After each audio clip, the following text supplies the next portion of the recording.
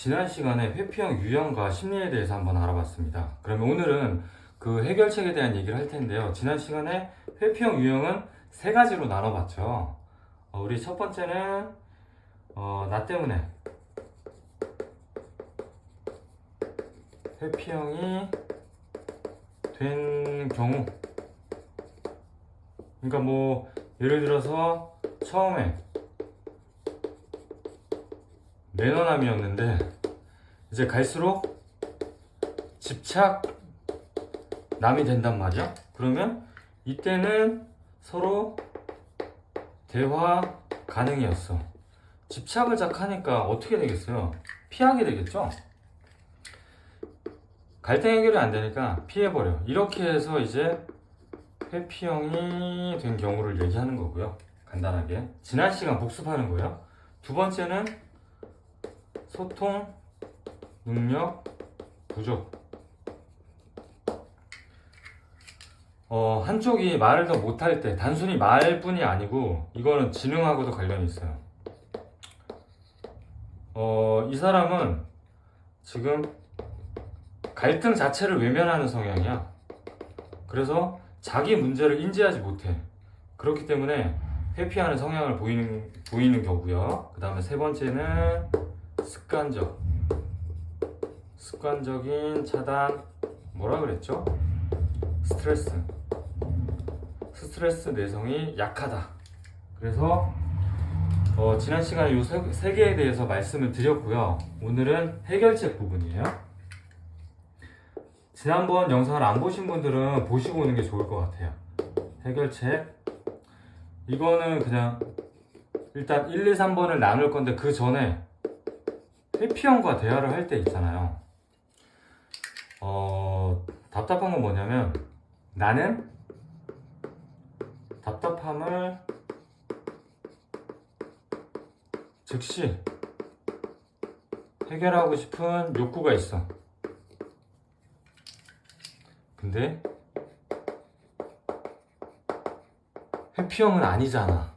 나는 이런데 얘는 아니야. 첫 번째 시발점이 이거예요. 그래서 내 생각에는 나는 맞고 회피형 너는 틀리다. 얘가 느끼기에는 이렇게 느껴진단 말이야. 나는 맞고 회피형 너는 틀려. 그래서 얘는 계속 회피를 하는 거야. 그 다음에 나는 보기에, 얘가 볼 때 나는 어떠냐면, 회피형 상대방의 잘못을 찾아내는데 급급해 하고 내 주장만 하는 꼴이 돼. 그래서 스트레스를 올려버린단 말이야, 이 회피형이 볼 때는. 그 다음에, 그러니까 이런 상황인데 갈등 직후에 나는 답답함을 즉시 해결하고 싶어 한단 말이에요. 그게 맞을까요? 일단은 갈등 상황 직후에는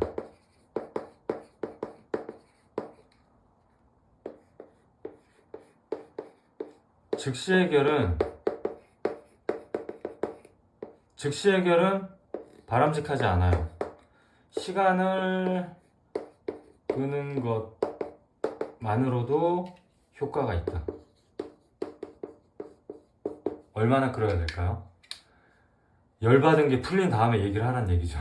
그러니까 한 48시간 뒤에, 그때 이성적일 때 대화를 해본다. 이거 굉장히 어려운 일이지만 이거는 이제 회피형과 대화할 때 공통적인 방법이라고 보시면 되고요. 자, 우리 첫 번째, 우리 싸워서 긴 싸움 있잖아요. 싸워서 회피형 된 경우, 이거 긴 싸움,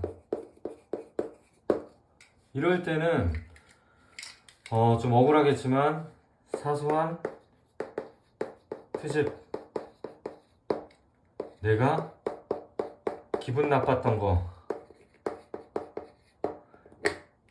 이런 거는 일단은 접어두고요. 네. 트집이나 내가 기분 나빴던 건 일단은 접어두시고, 그 다음에 누가 봐도 잘못한 내용 있잖아요. 잘못한 상대방의 과오를 일단 구분한다. 누가 봐도 잘못한 거를 일단 가려내. 그냥 못마땅한 거 말고요. 그 다음에 일정 기간 잘못에 대한 정보를 수집한다. 그 다음에 가장 중요한 거, 차분한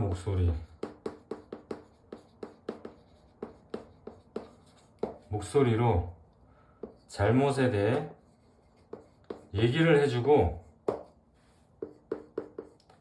사과받고 끝. 이제 포인트는 요거예요.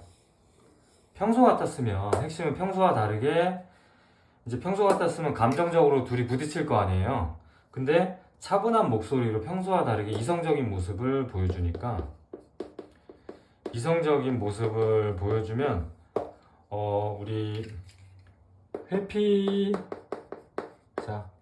회피하는 사람이 이성적인 모습을 보니까 오잉? 웬일이지? 당황할 거 아니에요? 평소 같으면 물고 늘어졌을 텐데 차분하게 웃으면서 얘기를 하니까 회피할 명분을 찾지 못한다는 거죠. 그래서 첫 번째, 우리가 긴 싸움 끝에 감정적으로 회피형이 된 경우에는 이렇게 누가 봐도 객관적으로 잘못한 거를 일단 찾아내. 그게 없다면 정말 죄송하지만 싸우지 않아야 돼요. 누가 봐도 잘못한 거를 찾아내서 일정 기간 잘못한 거를 누적한 정보를 모아. 그 다음에 이제 한번 터트리는 거지. 차분한 목소리로. 이제 첫 번째, 싸워서 회피형 됐을 경우에는 이런 방법이 있고요. 자, 두 번째는 뭐다? 두 번째는 소통 능력이 안 될 때, 이거는 한마디로 말이 안 통하는 경우, 말이 안 통해. 근데 회피 성향이 있는 사람이 자존감도 낮아. 그 다음에 자존심은 세. 지기 싫어해. 너무 감정적이고 이성적 대화를 할 만큼 이성적 대화 능력이 안 돼. 이럴 때는 뭐다? 매운맛이 들어가야 돼요. 매운맛. 엽떡의 5단계 매운맛. 어떻게 해야 돼요? 서로의 미래를 위해 너를 놓아주겠다.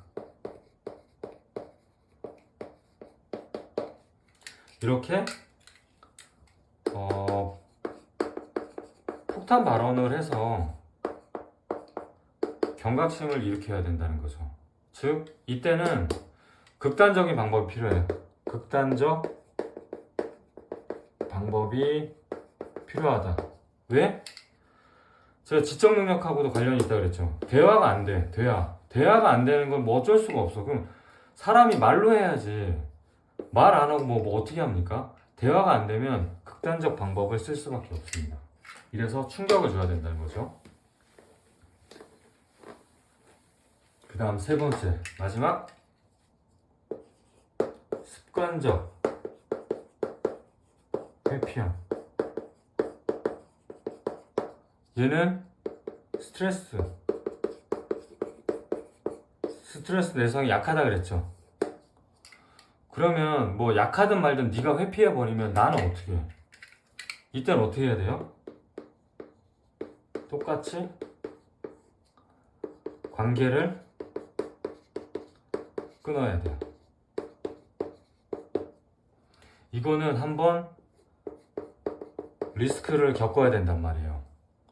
왜냐면 회피형은 굉장히 상대하기 어려운 유형이에요.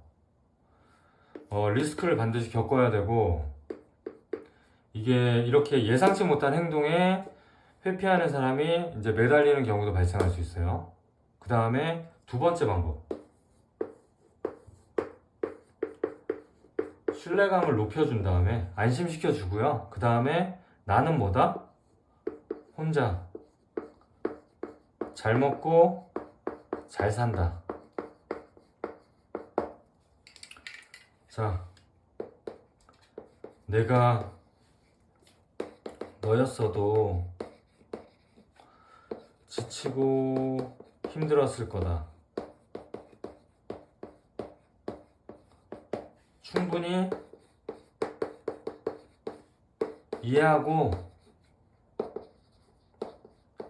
이제 편하게 지냈으면 좋겠어. 편하게 지냈으면 좋겠어. 이렇게 일단 신뢰감을 높여주는 멘트를 해주고요. 그 다음에 이제 혼자 잘 사는 모습을 SNS로 생중계를 하는 거지. 연락은 씹어야 돼. 그래서 뭐 이제 보통 회피자의 반응은 보통은 이래요. 보통 처음에는 사과를 해. 그 다음에 화를 내. 그 다음에 또 화를 내. 결론은 화를 낸다는 거죠. 이 사람은. 그 다음에 또 이별 얘기까지 나오겠죠. 하지만 우리는 우리의 높은 스탠스를 고자세를 유지를 하면서 우리는 밀어내야 된다. 언제까지? 사과할 때까지. 잘못을 인정할 때까지. 네, 이렇게 지금 인과응보식 이제 버릇고치기인데요. 이렇게 지금 2번과 3번 같은 경우에는 이제 극단적인 경우이긴 하지만 그런 방법을 사용하지 않으면 이분들한테는 뭐 충격을 줄 방법 자체가 없습니다. 그래서 네, 오늘은 여기까지 알아봤습니다. 수고하셨습니다.